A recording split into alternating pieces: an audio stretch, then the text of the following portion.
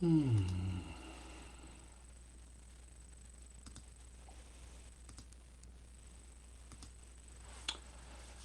morning. Welcome to Sunday morning. It's good to be back. And I want to thank Muriel for filling in and doing this meditation last week. Um, she told me she had a good time.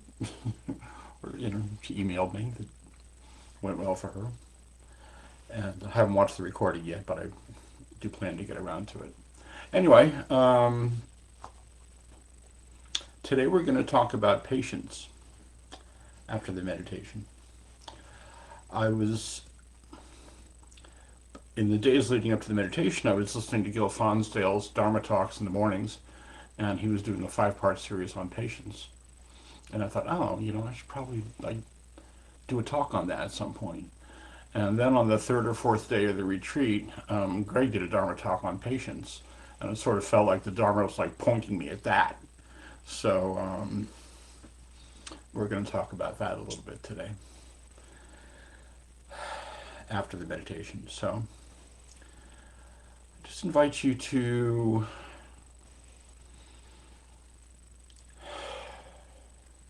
settle in and find a meditation posture that works for you. And that would be where you are alert but relaxed. If you're sitting up straight, not like rigid straight, but just like letting your back relax. If you had like a little string at the crown of your head and somebody was pulling it up a little bit, and it pulled your chin in a little bit. And some people might want to rock back and forth a little bit, just to find a center. And side by side until your body comes to rest at a center. And gently close your eyes.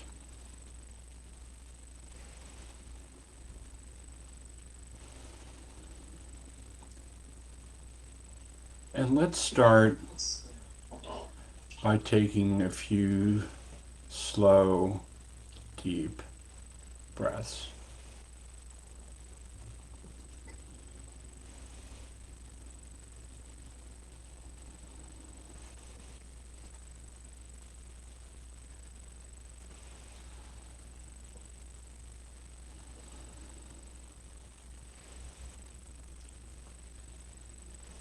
And as you exhale, just settle into your body.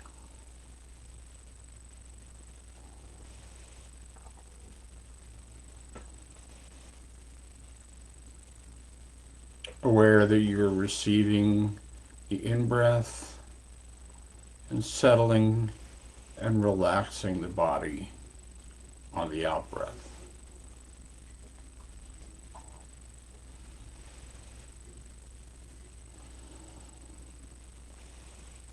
Letting your breathing return to normal.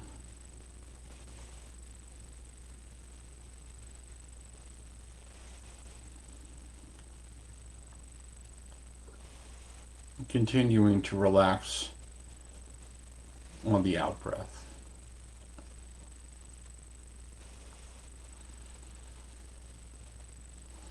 Relaxing the muscles in your face.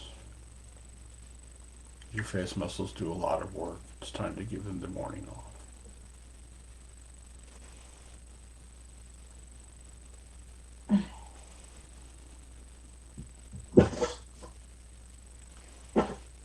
Letting your eyes just settle back in their sockets and your shoulders relax.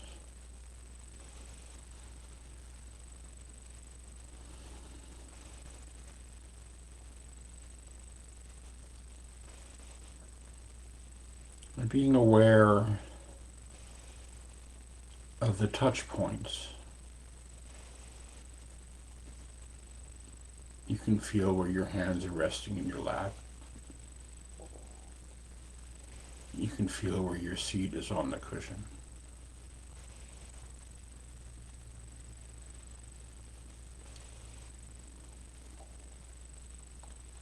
being aware of gravity anchoring your body.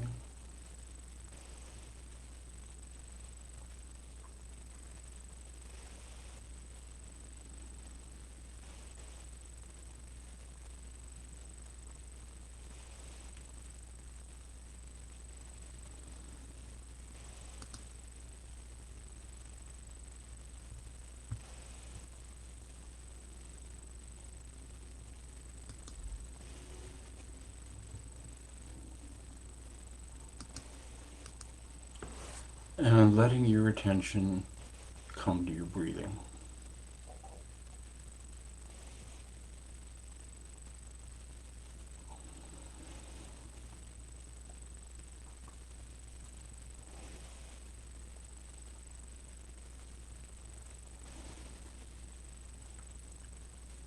Wherever that works for you.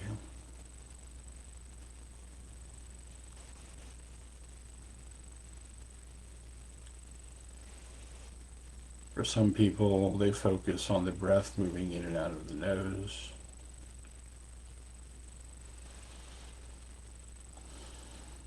For some people, it's about focusing on the belly or the chest moving up and down.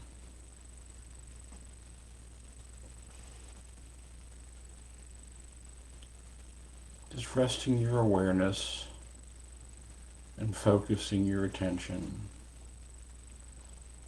on the experience of the body breathing.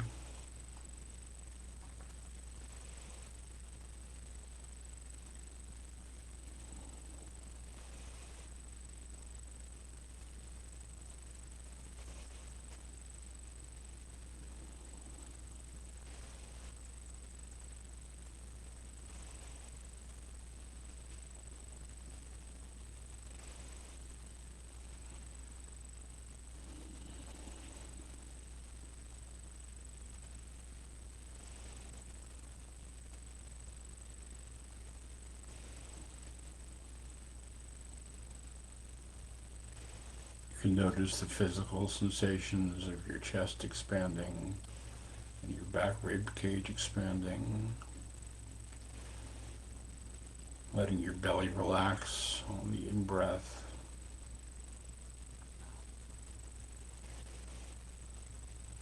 And noticing the full sensations, riding the sensations all the way through the out-breath.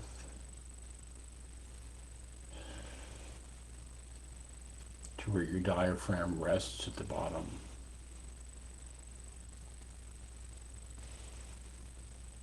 And noticing the transition to the in-breath.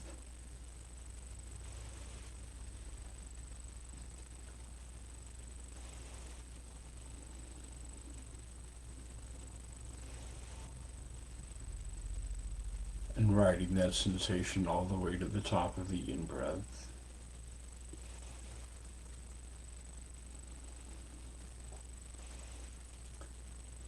And noticing the sensations associated with transitioning from the in-breath to the out-breath.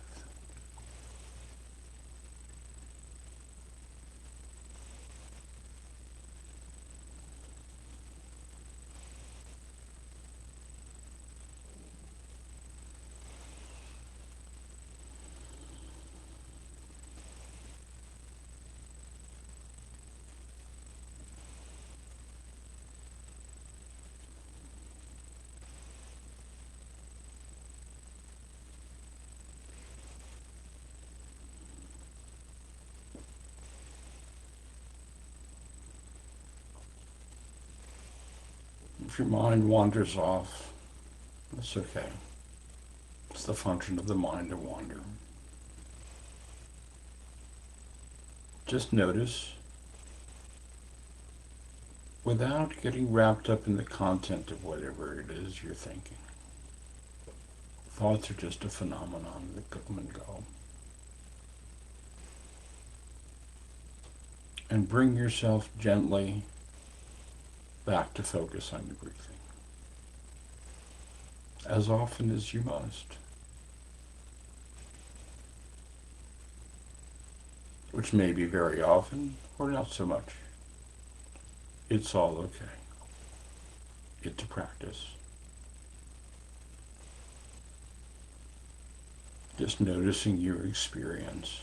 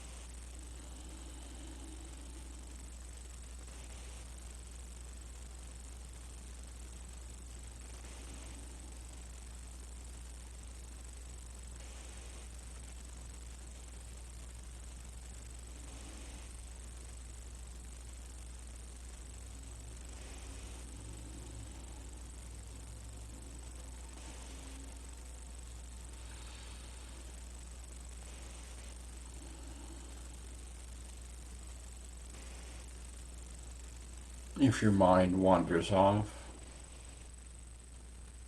when you notice that, it's okay.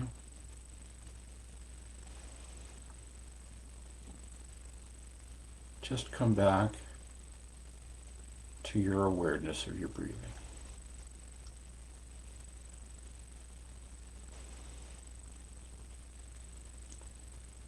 You may notice it right away, or you may notice that you've been in some thought train for some period of time. It's all good. Gently,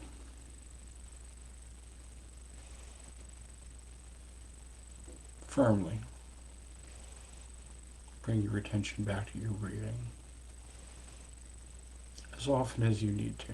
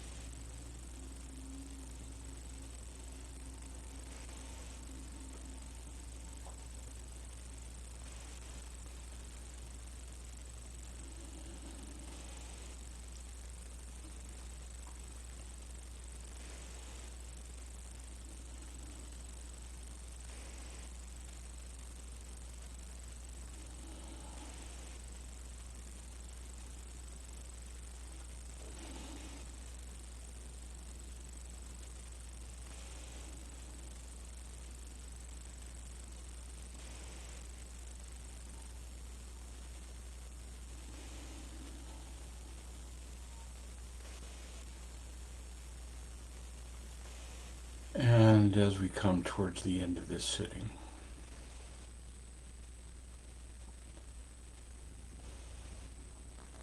let's just allow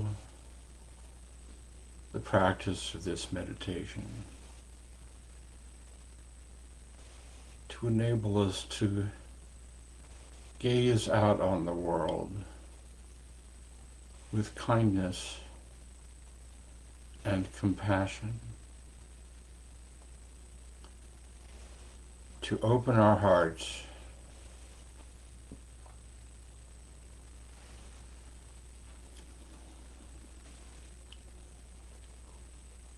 and view the suffering of the world, close and far, with kindness, with compassionate caring.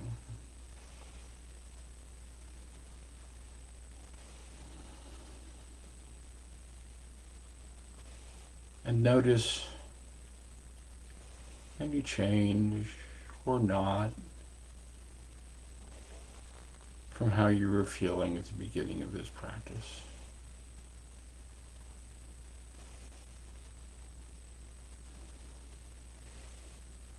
And may it be that the benefits that you received from this meditation flow out into your interactions with the people in your household, and flow out into your community and your neighborhood, and flow out into the towns and the cities around you.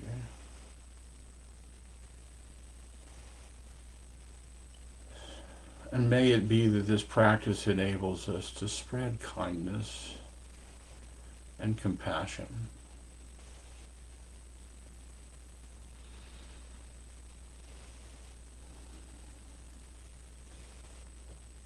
May the benefits of this practice be of benefit to all beings everywhere. May all beings be happy. May all beings be well. May all beings be safe.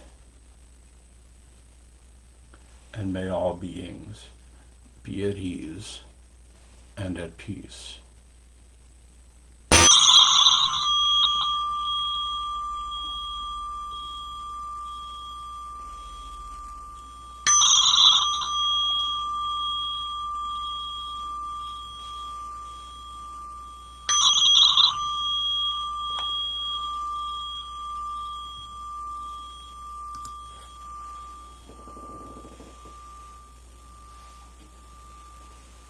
Thank you for your practice.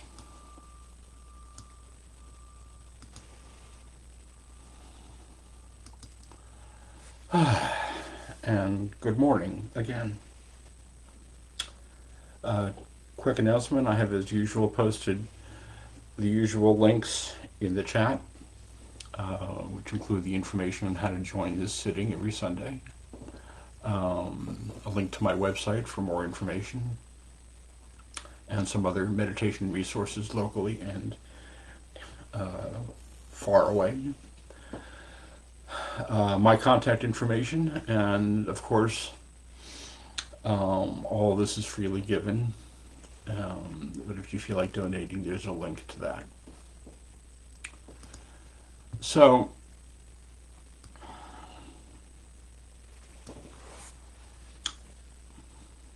way back at what many people considered to be the dawn of Buddhism, there was an ascetic named Sumita.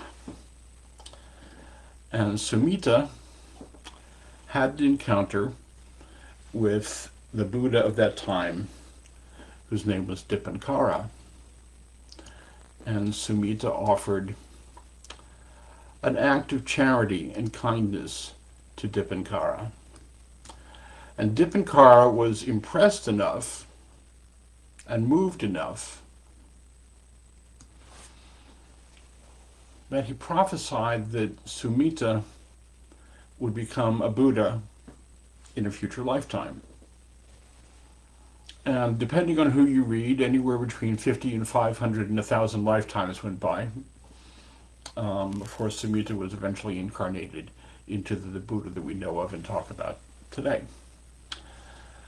And during that time, during that incarnation where he met Dipankara, he started to identify, he set out to identify the perfections, what he called the perfections of the heart needed for full awakening.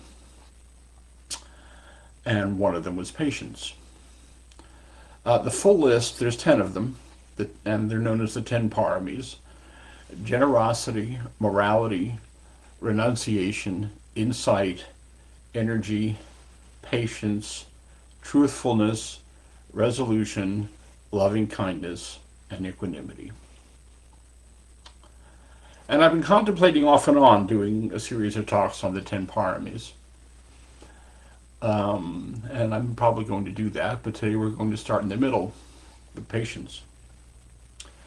Eventually, the 10 paramis were kind of codified into a writing known as The Guide to the Bodhisattva Way of Life by Shantideva, who said there is no virtuous practice greater than patience. Patience is when we recognize that clear seeing, peace, and compassion allow us to choose to respond rather than react to situations, which allows all sorts of possibilities and supports mindfulness and is in fact a mindfulness practice. Because when we're reactive, that sort of like narrows the possibilities of what's available. We recognize with clear seeing and compassion and love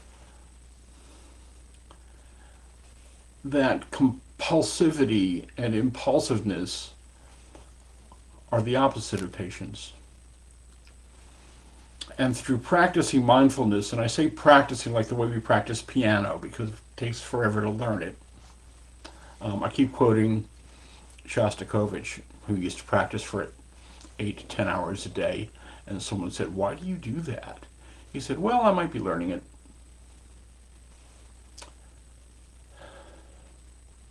The more we practice patience in the moment, the more we become aware of the greater possibilities.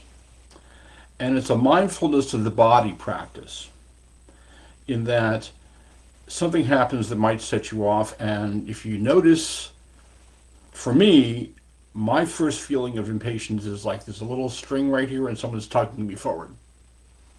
Your body gets tense. That might be the first indication that there's a call for patience. It involves recognizing, oh, this is an unpleasant experience. And as I've talked about before, the art of deciding that you're okay even when you're having an unpleasant experience.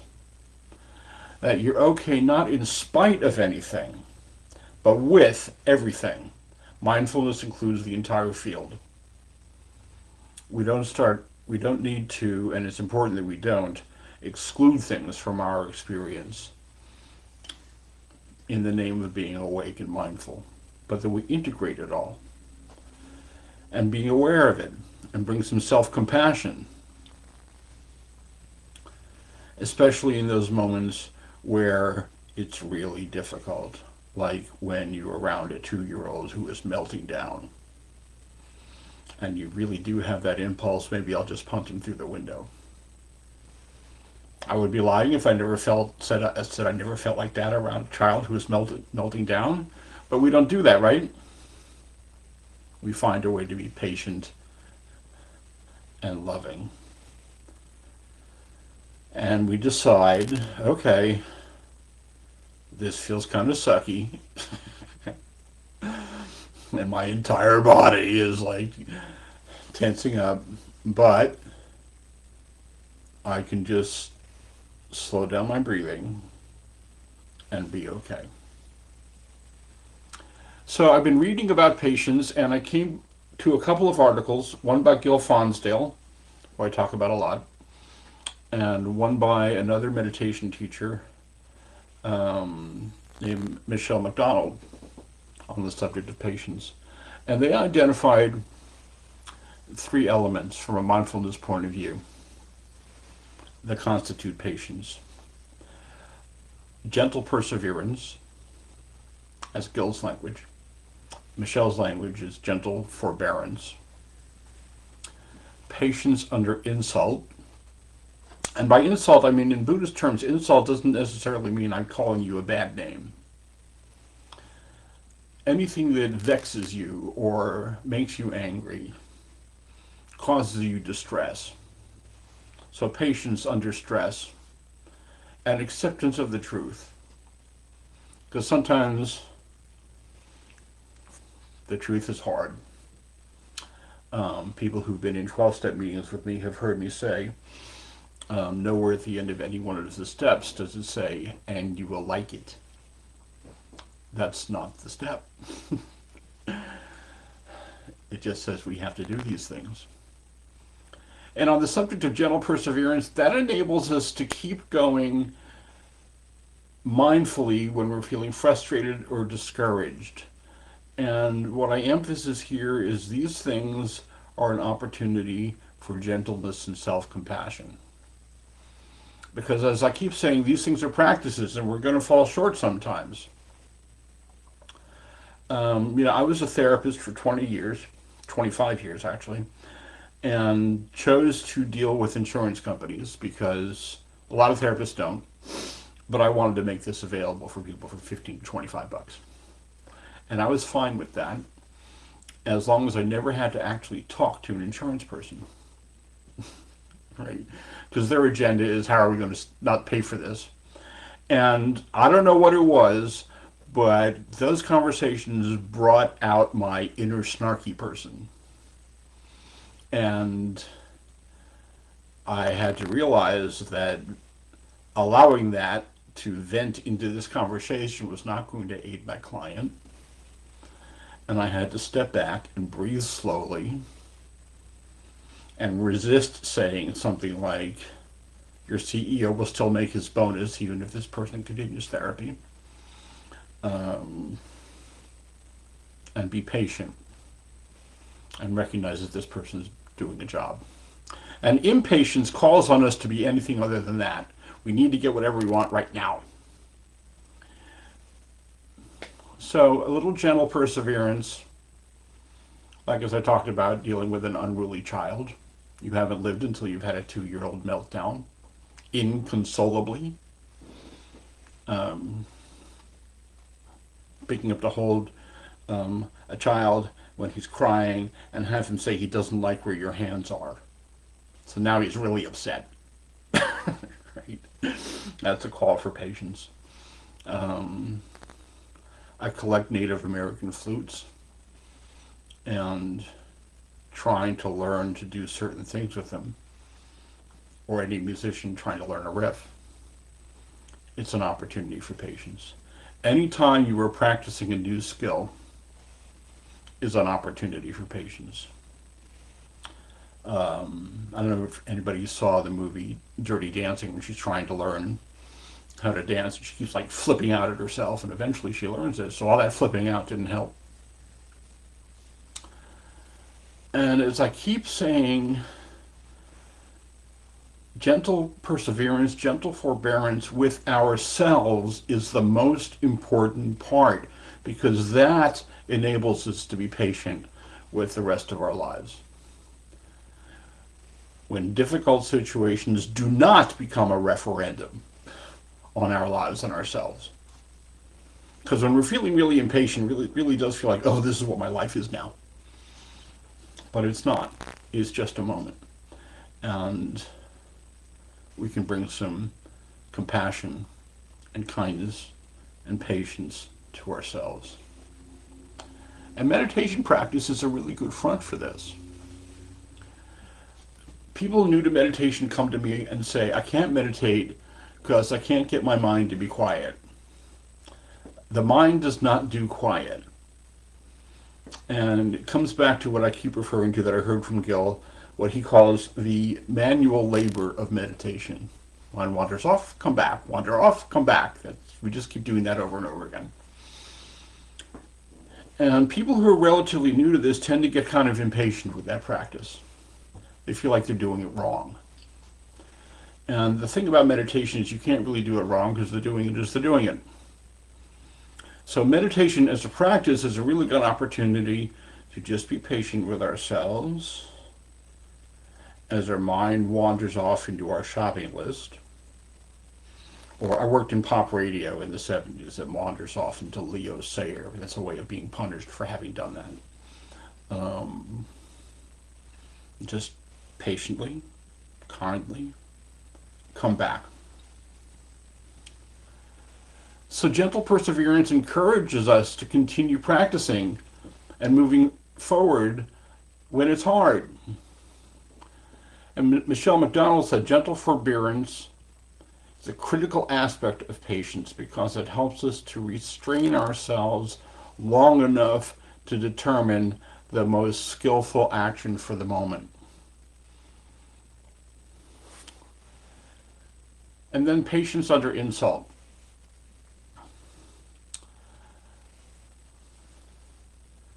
There's a line in Alcoholics Anonymous that says, when agitated, we pause. Things are not going well. Okay? There were some events leading up to me going on this retreat that really didn't work for me. I was pretty agitated. And that part of my mind was like playing all of the things I was going to say to these people to basically share my agitation. And when, doing that basically just sheds my agitation onto them. Now they have it. Right? I may feel better, and now they're pissed off. But there's really nothing to be gained by that. And it's important when we're feeling that kind of suffering and agitation not to pass that on to other people. Because no one deserves to be the recipient of our suffering. So it's an opportunity to just stop, breathe into whatever experience that is. Notice how the mind is narrating that. And remember again that whatever is going on in my head is not in fact going on anywhere else. So I don't have to respond to it, and I don't have to make you respond to it. And to meet that without some sort of aversion or attachment to an outcome. Impatience leads us to attachment to an outcome, and outcomes are pretty random anyway. And patience in difficult circumstances can diffuse difficult circumstances. I was in Santa Cruz. The Santa Cruz Coffee Company, this is a very Santa Cruz thing, has 25 stations lined up for, and 25 different pour-overs. Any kind of coffee you can imagine. And they're very fixated on coffee in certain places in California. There was a somewhat well-known homeless guy in the coffee shop. Everybody knew this guy. And he was pretty agitated. And he was really laying it on the two people behind the counter, these like 19-year-old kids. And he's getting agitated, and they're getting more agitated, everyone's getting more agitated. And I feel that like thing right here, And I just like looked at him, and he gave me this like, what? All I did was look at him. I said, hey man, you having a rough day? Just like that. And it like startled him a little bit. But it kind of like broke him out of his trance a little bit. It's like, yeah, some days it's just a bitch.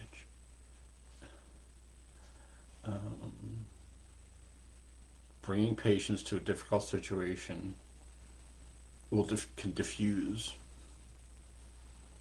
the difficulty, can diffuse the energy of the difficulty. The situation itself may or may not resolve, but here's what happens and here's the energy we bring to what happens. This one we can't really control all that well. This one we can always make an effort to control it. And finally, patience involves accepting the truth. It could be as simple as accepting, oh, this thing is taking longer than expected. I've had some health issues over the last year. Self-compassion means accepting the truths of that. And just before we started, Jill asked me how the retreat was and how it was coming back. A lot of that stuff was right in my face during the retreat. And I really had to practice just being patient with my body on those days when I felt like it wasn't cooperating. And sometimes the truth is that this is not going to go away, right? I mean, I have one chronic health condition. It is not going to go away. My addictions are not going to go away. Accepting that truth and deciding I'm okay. And as I keep quoting Jeannie DePro over and over again, and so I remind myself as often as I must, which is very often. We have to remind ourselves all the time.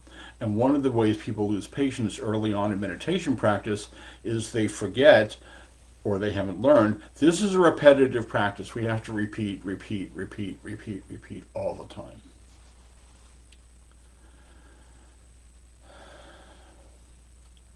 It's about slowing down. Now, I was a newspaper reporter for 20 years, which is not an occupation that cultivates patience. I had to learn it, right? And working in a place like the San Francisco Chronicle and covering Silicon Valley, it's like really not that outrageous to call like Intel or Hewlett Packard or Apple Computer and say you need to talk to a senior executive in the next 10 minutes. But there was a woman at Intel, this woman Pam Palachi, she was like extremely cool, and she had my number. And she would just say, and you know, I'm 25 minutes from deadline and all the things that go along with that. And I'm not writing yet. Okay, so all of that. And she would say, Ken, take a breath. Which I think was a gentler way of saying, Ken, get a grip. But sometimes in the midst of a difficult truth, just take a breath, slow down.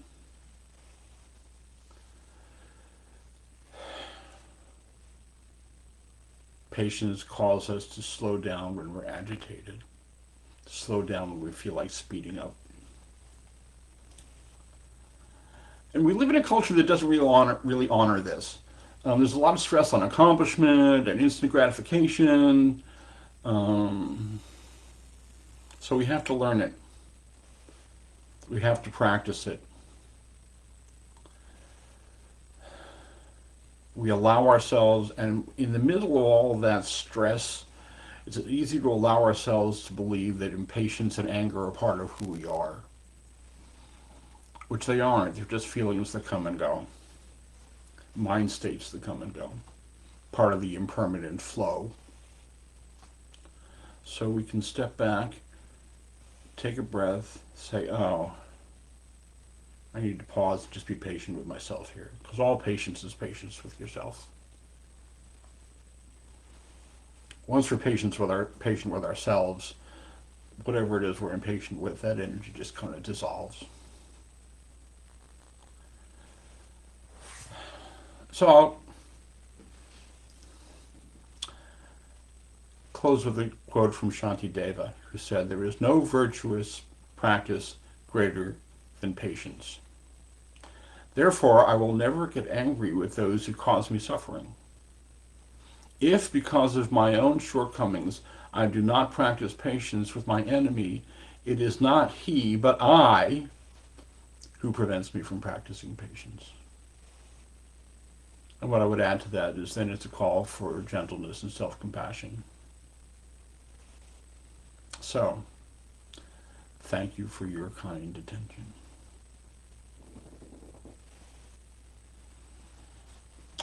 Anybody have any questions or comments?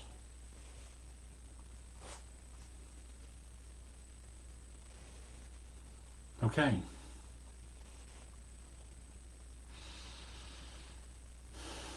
Thank y'all for being here, and I will see you all next week.